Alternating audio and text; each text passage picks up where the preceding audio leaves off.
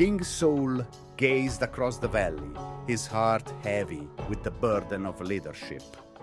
The Philistines had gathered their forces, and their champion, Goliath, stood like a colossus, taunting the Israelites with his booming voice.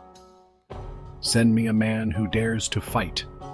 Goliath roared, his voice echoing across the valley. Saul watched as his men trembled, their fear palpable. David, a young shepherd with bright eyes and a determined spirit, arrived at the camp, sent by his father to deliver food to his brothers. As he approached, he heard Goliath's challenge and saw the fear in the Israelites' eyes. "Who is this Philistine to defy the armies of the living God?" David asked, his voice filled with conviction. David stood before Saul, his heart steady. Saul looked at him, doubt flickering in his eyes. David spoke with quiet confidence, recounting his victories over lions and bears while tending his flock. "The Lord who delivered me from the paw of the lion and the bear will deliver me from the hand of this Philistine," he declared. Saul offered David his armor, but David shook his head, finding it cumbersome and unfamiliar.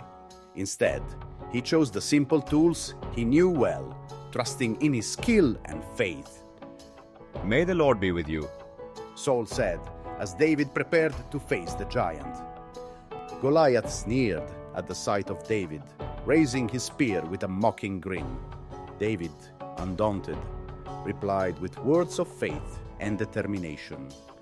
"You come to me with a sword and spear, but I come to you in the name of the Lord of hosts," he proclaimed, his voice carrying across the field. The giant staggered, his laughter choked off as he fell face first to the ground. Silence reigned for a moment before erupting into the victorious shouts of the Israelites. David stood triumphant, his faith rewarded as the Philistines fled in panic.